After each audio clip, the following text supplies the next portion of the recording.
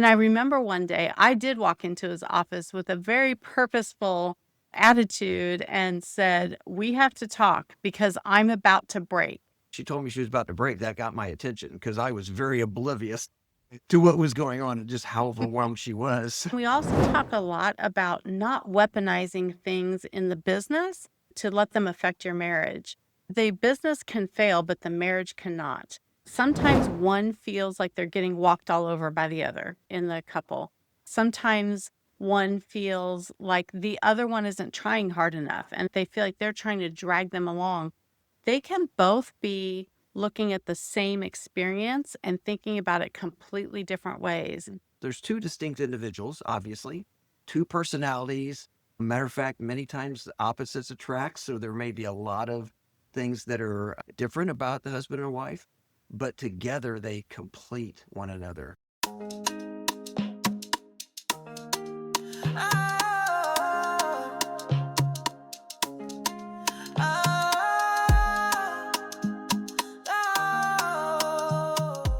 Welcome to the Entrepreneur's Kitchen. Today I have two very special people for you, Larry and Sue Pruett.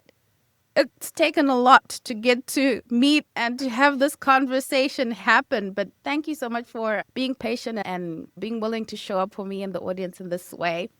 Larry and Sue run a business called Side by Side, where they help Christian married entrepreneurs build the business of their dreams side by side.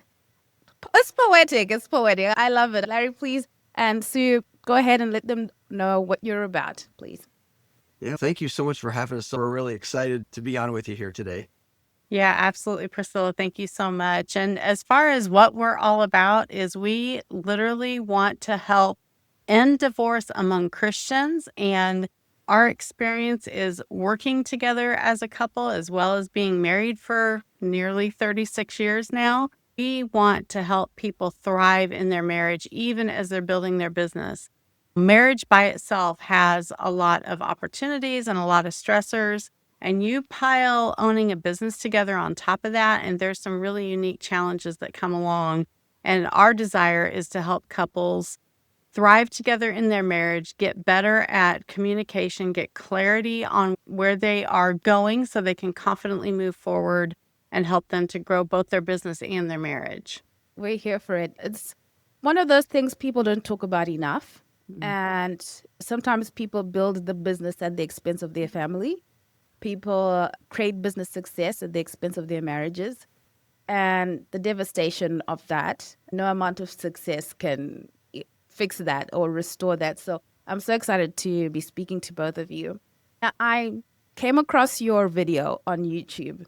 I think it was 12 rules of building a business with a spouse. And at first I thought to myself, there's that surviving the family when you run your business with the family. And I'm thinking surviving the spouse and the business as well. And to see you guys 30 something years in. And I'd love to know, maybe I'll start with Larry.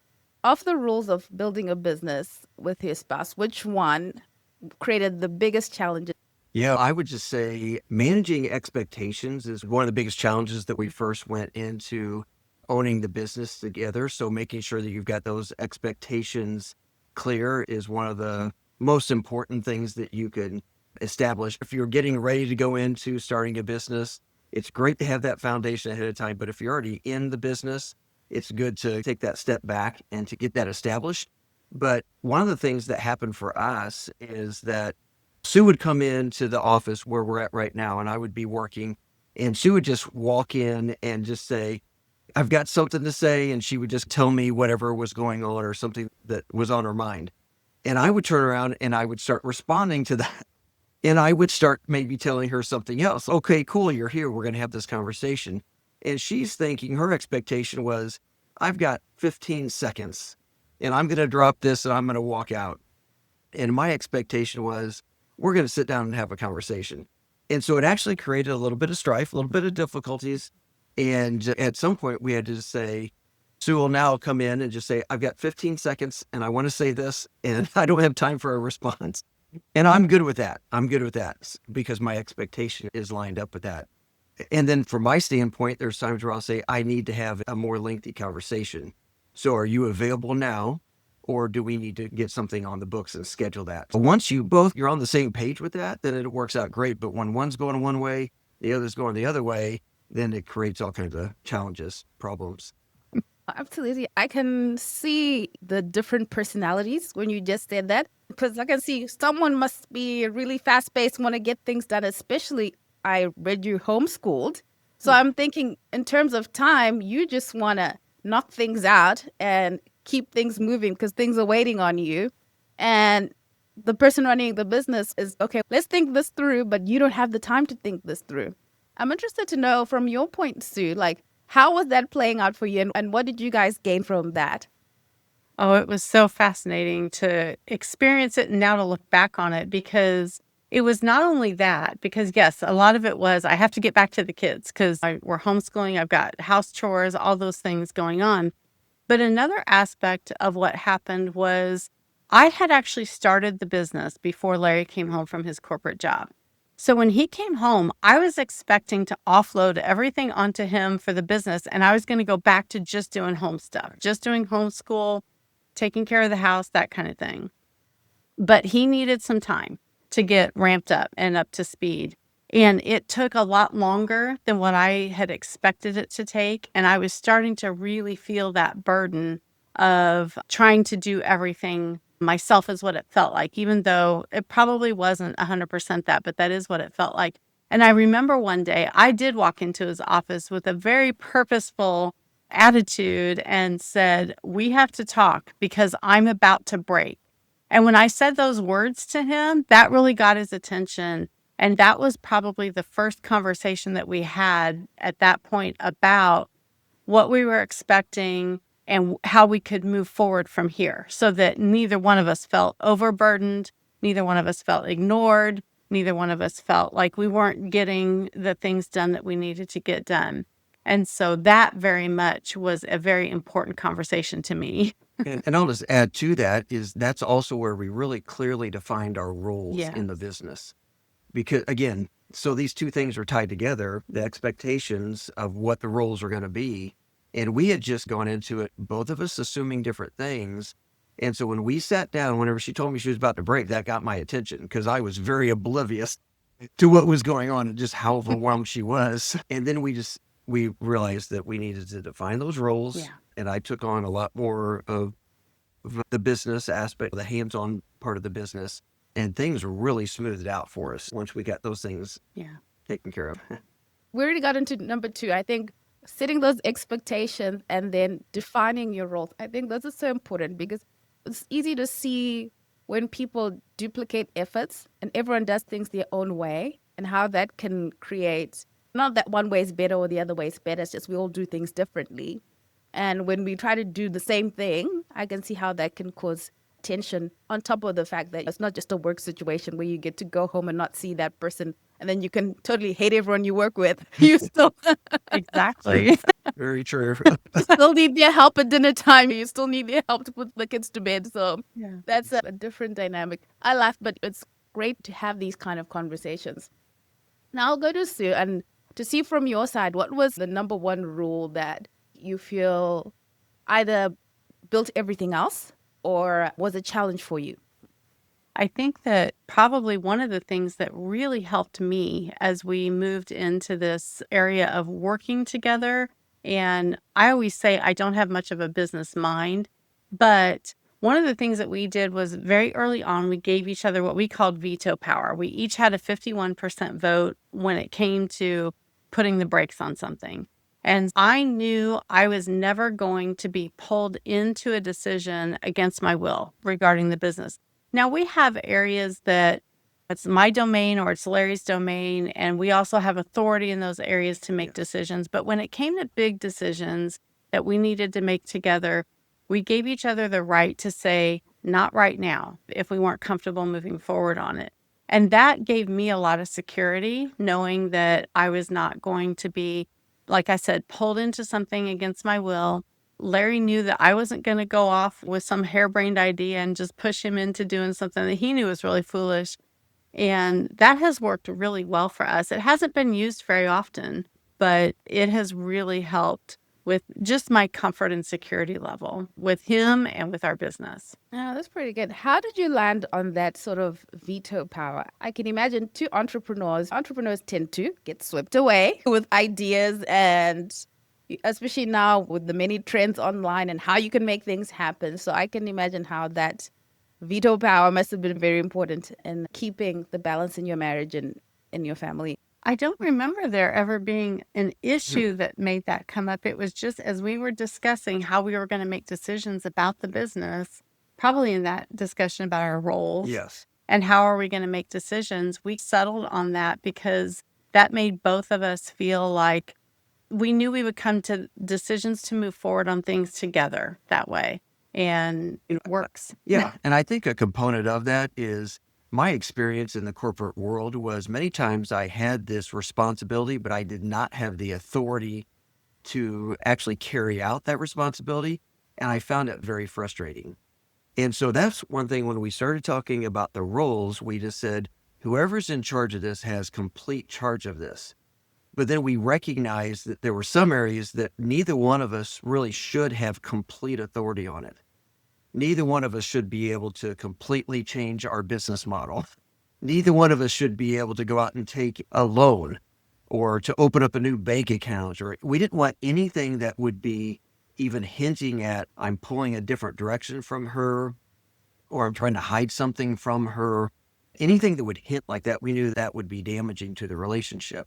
So I really think it came out of that. Okay, you've got my area of responsibility, her area of responsibility, and then there's this common ground in the middle. And how are we going to make that decision? Who gets the 51%? And then we decided we both do. And so if one of us, again, maybe we're just saying just not yet. We need a little bit more information. We need a little bit more time. It's not the right season. Then we can put the brakes on those big decisions. It's so interesting that you say that. I think recently I saw something about when we're pursuing all these business ventures and you think, oh, I've got to do this because this big opportunity, if we jump onto this and this will happen, you know how that happens, right? And to know that if you honor, as Christians, I'm talking Christian marriages, if you honor the marriage, God blesses that, you know? Because sometimes you can think, oh, if my wife was like, or if my husband was like, we could have done those kind of conversations that people tend to have. I think you're more privy to those conversations than I am with your business. And I'm interested to know now, with the clients you work with, what do you often see coming up or repetitive themes that I think would really help the audience that is listening? Oh, it's so fascinating that we had already talked about. This is one of the big things is that people sometimes one feels like they're getting walked all over by the other in the couple. Sometimes one feels like the other one isn't trying hard enough and they feel like they're trying to drag them along. They can both be looking at the same experience and thinking about it completely different ways. And it can be frustrating if one of the members of the couple is more comfortable with bigger risks and more willing to take risks in various ways, financially, just with commitments and things like that. And if the other one is less willing to take on risk, that can cause a lot of friction. And so that's partly why we teach our students, get that 51% rule going, give each other veto power. But then we also talk a lot about not weaponizing things in the business to let them affect your marriage. Another statement that we have said in the past is the business can fail, but the marriage cannot. And so when you've got what looks like priorities that are fighting for top dog, so to speak, between your marriage and the business, whatever is affecting the marriage has to take top priority. And that has to come first. Now, that doesn't mean that we've never had disagreements over business stuff. It doesn't mean that we just lay down and don't contribute so that we don't cause conflict. It doesn't mean any of those things. It means that we lean into hard conversations and we stick with the conversation until it's over, until the thing is resolved. Even if we have to take a break sometimes or schedule interrupts whatever we're doing, we do not let that conversation lie. We keep coming back to it until we have things resolved. And when you have that attitude of, I'm going to lean into this difficult conversation and fight through all the way to the end, you would be amazed at how much you can get accomplished, but also how close it makes you feel afterwards. when you come through difficult seasons and you have fought through to get to the right solution, that's a camaraderie thing. That's a thing that can really build into the intimacy in your marriage and just help you work better even. It's great. Yeah, that's wonderful. I sometimes think that if you don't have those hard conversations, especially when it's about business, you think, oh gosh, I'm adding another layer to all the other hard conversations. So maybe not have that conversation or maybe put that aside. But when you're building the business together, that's important. That's important. And I like how you mentioned that camaraderie and the depth of the relationship can actually strengthen the marriage as well. I'm wondering, when do you stop talking about business? When you're now side by side in the business? That's a great question because it's actually interesting for our students. We recommend everybody establish boundaries, okay? But for some couples, we'll say, okay, you need to have date nights. You need to have times where you just do not talk about business. But years ago, we decided that everything is on the table for us at all times. And now there's still boundaries. There's one time it's not. Yeah, after 10 o'clock p.m., I cannot bring up any new ideas that just popped into my head because I'm a night owl. She's an early bird. And so if I just come up with some new idea and I try to bounce it off of her at 11 o'clock at night, then I just roll over and I just go to sleep. She's all wired about it and she can't sleep and she still gets up super early. But what I was referencing though Yeah. is like whenever we go out to dinner or something like that, we may talk about the kids, we may talk about the home, we may talk about the business, we may talk about church. It just everything is on the table for us because it works for us. For some people, it doesn't. And sometimes these couples need to go out for dinner and just say, tonight, we're not going to talk about the kids. We're not going to talk about the business. We're just going to talk about us. And so, again, there's not necessarily right or wrong there, but sometimes for our students, we're seeing, okay, there's something unhealthy going on there, and we need to help them to establish a boundary in that particular area. I can see that a lot of it would have to do with personalities. Because you have the people that all they want to do is eat, sleep, drink, think business all the time. And someone may be into business, but not wanting it to take over their whole mental space all the time. So that's really great. Larry and Sue, what do you suggest to couples where you didn't intend to go into business together and life just led you that way? And now you find yourselves building a business together, and one of you might not be that interested in the business and the other one might be very interested in the business. How then do you build a business together? I'm talking too much, but I'm trying to reference situations where you find the other person decides, oh, she's not that interested in business or he's not that interested in business, and therefore maybe I don't need that kind of a partner. Do you get what I'm saying? How toxic things can become? Yeah. Yeah, absolutely. And one of the things that we have definitely seen is if you are an entrepreneur and if you are married, then your spouse is involved in the business. They are affected by the business. Because sometimes we've heard couples say, my wife isn't involved at all or my husband isn't involved at all. But then we think, okay, if that thing collapses and you have to declare bankruptcy, is that going to impact them? Yes, of course it is. And If you're wildly successful, is it going to and impact yes, them? Yes, yeah, it is. I run to the negative, but yes, to the positive as well. And so what that means is you do need to discuss it. Now, if you're 50-50, that's going to be a different discussion versus if you're 99% and 1% in the business. But at least I guess, a full disclosure and making sure that, because again, maybe you had the business before you got married even. And the other spouse is, I don't know about all this. So at some level, they don't have to necessarily get into your balance sheet and your profit and loss statement and just get into a lot of details. But I think that it is really healthy to have ongoing conversations about that. We normally recommend weekly, monthly, quarterly, annual type of conversations about that. Even if it's like super high level things, like even a quarterly or an annual, like kind of dreaming session, like what are our goals? Where are we going? What is our mission as a family? And that's really the first step that we go to with couples is to developing a family mission statement. And that's something then that you can use as a filter whenever new ideas come up. And again, even if one spouse is predominantly working the business, it makes the other spouse feel a part of it, which I think is just really crucial to the relationship. Absolutely. And I can't stress enough the importance of very clear, very open, very honest communication with each other about what you're thinking about what is happening in the business, about how you're feeling about things, and dreaming together and where do you want to go together. Have all of those conversations because that, again, it's going to deepen your connection. It's going to help you gain clarity. It's going to help you be more confident as you move forward with your plans, whether it's the business or the family or both. It's going to make you feel more confident in taking the steps that you believe that you're being called to make. That's so important because entrepreneurship is hard. It is hard.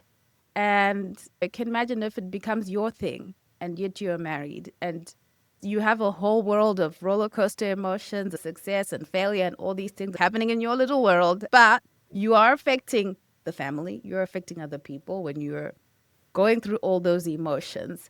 I love that you said, even if the other person is not that involved in the business, they are, because even if it's not financially, it's the fact that maybe you shut down because the business is not doing well. That affects the family.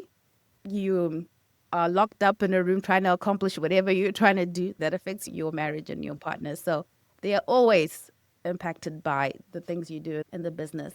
I'm interested to know one of your favorite stories of things you stumbled upon. You want me to go first? Yeah, go for So, it. well, interesting how God just puts people in your path. We had an experience not long ago where there's a whole lot behind it. I won't go into all of it behind it, but we ended up at the same table with another couple and ended up having just a really good conversation. It was just fun and friendly and getting to know them, letting them get to know us and things. And they actually, for the first time that night, we were just being ourselves. But we can't help but talk about business and the Lord and how he works in our life and everything. And there were some other things that happened with them that day. This was just one piece of what had happened. But they shared with us that later on that night, they actually sat down and talked together as a couple about the Lord for the first time. They had never done that before.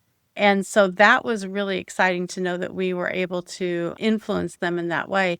And later, they became students of ours and they're walking through all the things right now of building a business and building their marriage at the same time and doing the hard work. And it's a lot of fun and it's very rewarding to see. Yeah, that was a lot of fun. And just another story that popped in my mind is that after a time that we had done some teaching, and somebody came to us who had been married for a good amount of years, maybe 15 to 20 years, something like that, and just came up and just said, I've heard all of those things that you said before, but you were able to somehow help me to apply that. So now I know how to put those biblical principles into action. And that was another one of those moments that was very rewarding because that is one of our primary goals is not just to throw out a bunch of facts and information, but to help people to actually put it into action and apply it in their lives on a day-to-day basis. I love that. There's that quote that you get trained on everything that's important in life, except that you don't get trained on the things that actually matter. Nobody knows how to do marriage and nobody knows how to build a business and a marriage at the same time. The things that really matter. So I'm grateful and thankful for you guys sharing what you do and building couples up. And I love that you talked about biblical principles. I think I don't do this enough on the podcast. I'd love to know something that you could share with the audience of people who are married and Christians who are building businesses together. Yeah, the framework that we have for our coaching program that we do, we call it the 224 pathway. And that's based upon Genesis 2:24. And that verse says, therefore, a man shall leave his father and mother and hold fast to his wife, and the two shall become one flesh. So the cute, rhymey way of saying that is he needs to leave, cleave, and weave. So he needs to leave his mother and father, not abandon them, but the marriage needs to become the primary relationship in his life.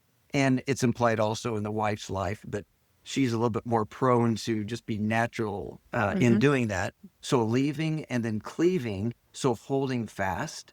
So that's where there's this bond that takes place. That's just a beautiful thing. And then the weaving is where the couple becomes one flesh. There's two distinct individuals, obviously, two personalities. Matter of fact, many times the opposites attract. So there may be a lot of things that are different about the husband and wife, but together they complete one another and they become this power couple whenever they start to recognize those differences and they start to appreciate those differences and where I'm weak, Sue is strong in many cases. And so together we can just do a lot more. Yeah. One of my favorite scriptures around all of this is Psalm 127. And we've been talking about this a lot lately, actually. But Psalm 127 talks about that unless the Lord builds the house, he who builds it labors in vain. And I love verse 2 because it talks about, I don't have the exact quote, but it talks about it is in vain that you stay up late and get up early and eat the bread of anxious toil. I've probably got that mixed up a little bit, but that eating the bread of anxious toil, we think about that in business.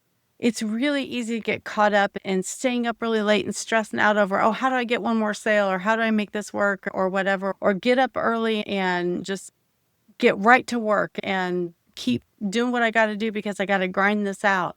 The Lord tells us that it is vain for us to do that. And if he's not in it, then it's not going to matter how hard you work. It's not going to matter what you do. It's not going to be rewarding. It might be worldly successful, but it's not going to be rewarding. And so I love that scripture about he gives to his beloved rest. And so I think it's super important that you keep your life, give everything its proper attention. So yes, the business is going to need some attention. The marriage is more important. It needs more attention and more focused attention. So I love that scripture. It just helps me really remember to keep my priorities straight.